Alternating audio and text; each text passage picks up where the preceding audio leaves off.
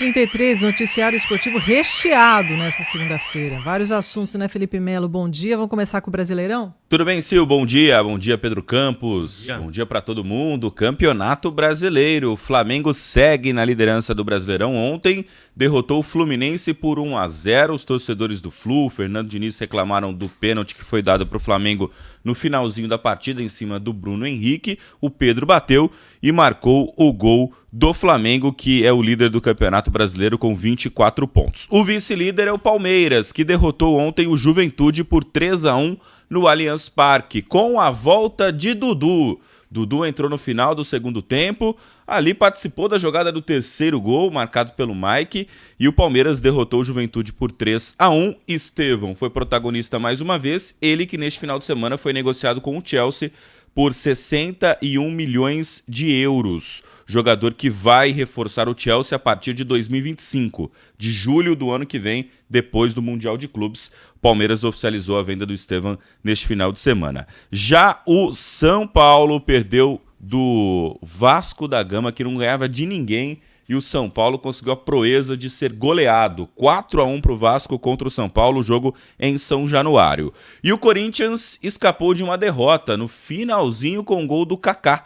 O Atlético Paranaense estava vencendo por 1-0 e no finalzinho, de novo, pela terceira partida consecutiva, o Atlético Paranaense toma o gol de empate nos acréscimos. E o Corinthians conquista um ponto fora de casa, um ponto que não tira o Corinthians da zona de rebaixamento, mas melhor do que perder, o Corinthians conquista um ponto fora de casa. E depois da partida, o técnico Cuca tomou a decisão de não permanecer no comando do Atlético Paranaense.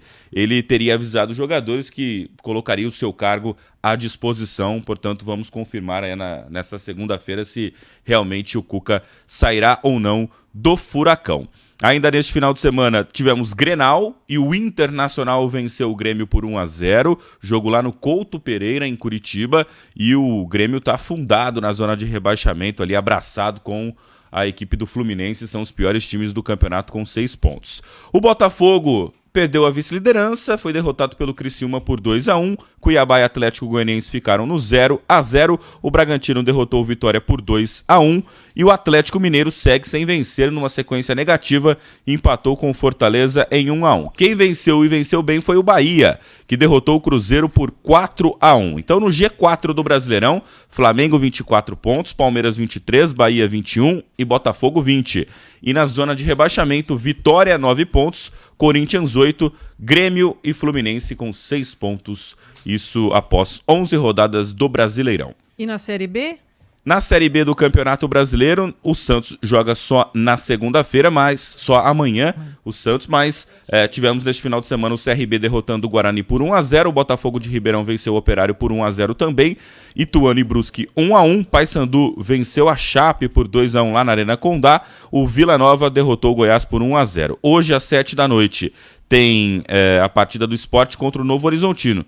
E o Santos joga amanhã, a gente fala mais sobre o Peixe nesta terça-feira. Hoje tem Brasil na Rádio Bandeirantes, é a estreia da seleção na Copa América.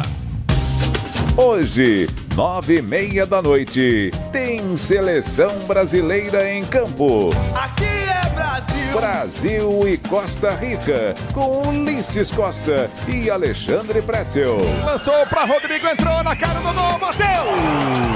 Copa América é aqui, na Bandeirantes.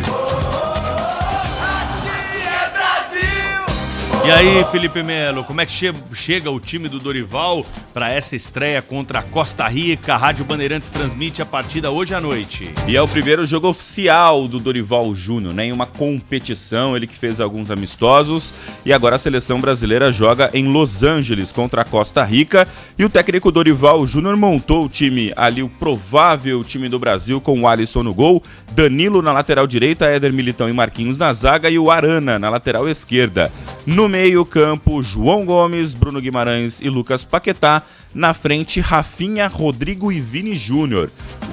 O grande destaque do Brasil nos amistosos contra a Inglaterra, Espanha e o México foi o Endrick, mas que vai começar a partida no banco de reservas. Portanto, hoje à noite você não pode perder aqui na Rádio Bandeirantes a transmissão de Brasil e Costa Rica, o primeiro jogo da seleção brasileira na Copa América. E por falar na Copa América, tivemos jogos neste final de semana. A Venezuela derrotou o Equador por 2-1.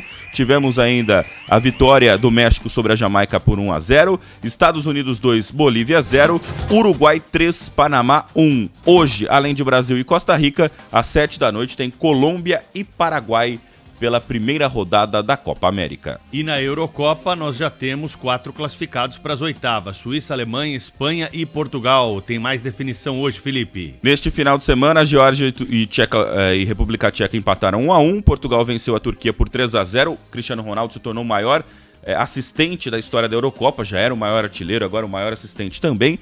A Bélgica venceu a Romênia por 2-0. A Suíça e a Alemanha ficaram no 1-1 e a Hungria derrotou a Escócia por 1-0. Hoje tem um grande jogo, hein? Às 4 da tarde, Croácia e Itália.